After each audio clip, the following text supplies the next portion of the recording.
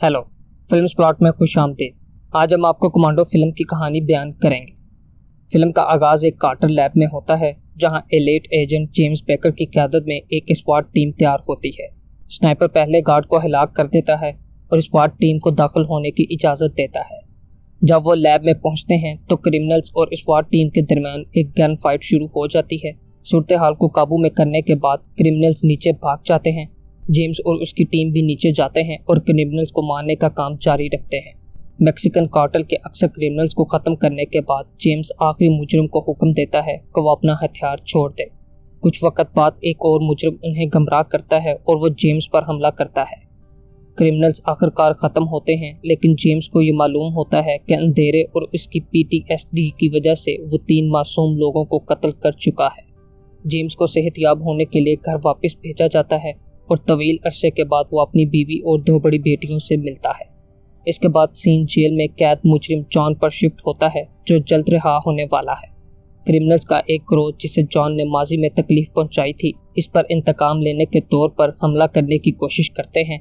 अलबत्ता वो आसानी से अपने दुश्मनों को शिकस्त देता है और सिगरेट जलाने के लिए बैठ जाता है।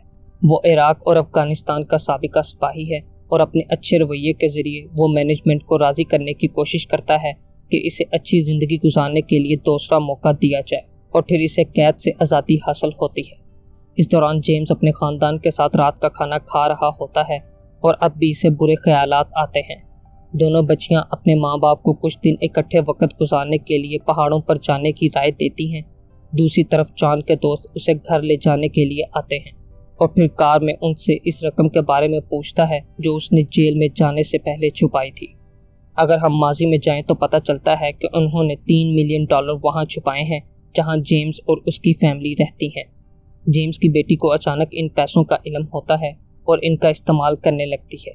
एक शाम जब लड़की पैसों को मजीद लेने के लिए बैग से निकालती है, उसकी बहन देखती है और हैरत में होती है कि वो पैसे कहाँ से हासिल कर रही है।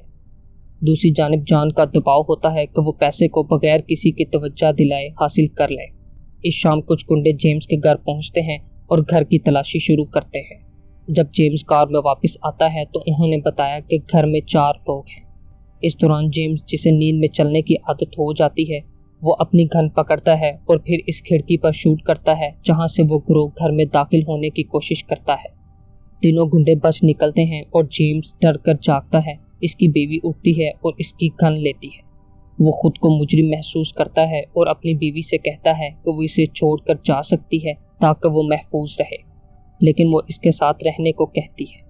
अगले दिन जेम्स एक डॉक्टर की मदद की तलाश में जाता है जो इन्हें समझाता है कि ऐसी ट्रॉमा के बाद इनको इस तरह की हालत होना आम है। डॉक्टर ने इन्हें मशवरा दिया कि वो अपनी बीवी के साथ कुछ छुट्टियां गुजारने के लिए जाएं, क्योंकि ये उनकी तंदुरुस्ती में बेहतरी करने में मदद कर सकती हैं। अगले दिन जेम्स और इसकी बीवी इकट्ठे वक्त गुजारने के लिए घर से निकलते हैं, अपनी दोनों बेटियों को घर में छोड़कर। शाम को गैंगस्टर्स अपने हथियार तैयार करते हैं, लेकिन वो नहीं जानते कि आगे क्या होने वाला है। दोनों बहनें एक पार्टी का इंतज़ाम करती हैं ताकि वो सब दोस्तों के साथ फिल्म देख सकें। अलबत्ता गैंगस्टर्स को इस बात से फिक्र नहीं होती और इनका कोई इरादा नहीं है कि वो अपने मिशन को मनसूख करें। घर में नटाली खुद को एक कमरे में बंद कर लेती है क्योंकि इसको पार्टी का माहौल पसंद नहीं आता। अचानक से वो लैंप गिरा देती है और इसे पैसों वाला एक बॉक्स मिलता है जिसमें एक बहुत कीमती अंगूठी और एक खातून की तस्वीर होती है। इस मौके पर नटाली फैसला करती है कि वो इस घर के पिछले मालकान के बारे में इंटरनेट से सर्च करे। वो जॉन की गिरफ्तारी और एक खातून की तस्वीर के बारे में, जो इसकी साबिका गर्लफ्रेंड लगती है, एक आर्टिकल तलाश करती है। वो फैसला करती है कि वो बॉक्स को अपने कंप्यूटर केस में छुपा दे और फिर जेम्स के दोस्त सेबास्टियन को कॉल करती है बताने के लिए कि उसे क्या मिला है। वो इसे जॉन की गिरफ्तारी के बारे में भी बताती है। सेबास्टियन नटाली से पूछता है कि वो सुकून बरकरार रखे, पैसे को छुपा कर रखे और बाद में अपनी बहन से बात करने जाए। नटाली अपने वालिद से रब्ता करने की कोशिश करती है और इनके लिए एक मैसेज छोड़ती है कि जल्द से जल्द वो इसे दोबारा कॉल करें। इसी दौरान गैंगस्टर्स घर के करीब पहुंचते हैं जिन्होंने मास्क लगा रखा है। वो दोनों जवानों को घर के बाहर कार में फन करते देखते हैं। लड़के को पकड़ते हैं जबकि लड़की बचने की कोशिश करती है, लेकिन डोमिनिक इसे गोली मार देता है। सेबास्टियन को समझ आता है कि कुछ गलत हो रहा है और वो नौजवानों को घर जाने का कहता है। एक आदमी बाहर जाने के लिए भागता है, लेकिन डोमिनिक इसे भी गोली मार देता है। फिर वो घर में दाखिल होते हैं और डोमिनिक नौजवानों को कत्ल करता रहता है। नटाली अपने कमरे को लॉक करती है और बिस्तर के नीचे छुपती है। वो अपनी माँ को कॉल करती है और जेम्स जवाब देता है, लेकिन अफसोस कि वो इसे बहुत अच्छी तरह नहीं सुन पा रहे हैं। वो अपनी बेटी से कहता है कि वो बाद में इसे कॉल करेगा। इसकी बीवी इसे कहती हैं कि वो दोबारा कॉल करे, लेकिन घर में नेटवर्क की कमी होती है। डोमिनिक नटाली के कमरे में दाखिल होता है और इसे पकड़ लेता है। इसी दौरान जेम्स नटाली का पैगाम देखता है जिसमें वो बताती है कि क्रिमिनल्स घर में दाखिल हो गए हैं। वो नहीं बता सकता था कि वो दोबारा ख्वाब देख रहा है या ये हकीकत है। वो अपनी बीवी को फ़ोन देता है और वो इसे तस्दीक करती है कि ये सच है। वो सेबास्टियन को कॉल करने की कोशिश करता है, लेकिन वो जवाब नहीं देता। इसलिए वो फैसला करते हैं कि वो फौरी तौर पर घर जाएंगे। इसी दौरान गैंग के अफराद ने घर में छुपाए हुए पैसे को तलाश करना शुरू किया तो इन्हें किचन से कुछ लूट हासिल हुई। तो इनमें से एक ने बताया कि जॉन की मरी हुई बीवी की अंगूठी नहीं मिली। इसके अलावा जॉन के भाई ने कहा कि इसमें से $1 लाख कम है। वो नटाली की बहन के पास जाता है और इससे पूछता है कि पैसे कहाँ हैं, लेकिन वो कहती है कि इसे नहीं मालूम है। खुशकिस्मती से वो पैसे दीवार के पीछे मिलते हैं। सेबास्टियन अपने हाथों को आज़ाद करने में कामयाब होता है और जॉन के भाई पर टूट पड़ता है। इसे ज़मीन पर गिराता है। वो गन को पकड़ने की कोशिश करता है, लेकिन सेबास्टियन इसका सर ज़मीन पर मारता है और इसके सर पर गोली मार देता है। दूसरे लोग आते हैं और सेबास्टियन पर हमला करते हैं, जिसके बाद वो जॉन को बुलाते हैं और उसको अपने भाई की मौत के बारे में बताते हैं। सीन एक स्ट्रीट फाइट में तब्दील होता है। रे जॉन का पुराना दोस्त है जो एक शख्स से लड़ रहा होता है। रे अपने हरीफ को शिकस्त देता है और फिर जॉन से मिलता है, जिसको वो कई सालों से नहीं मिला था। जॉन इसे बताता है कि किसी ने उसके भाई को कत्ल किया है और वो इनसे मदद चाहता है।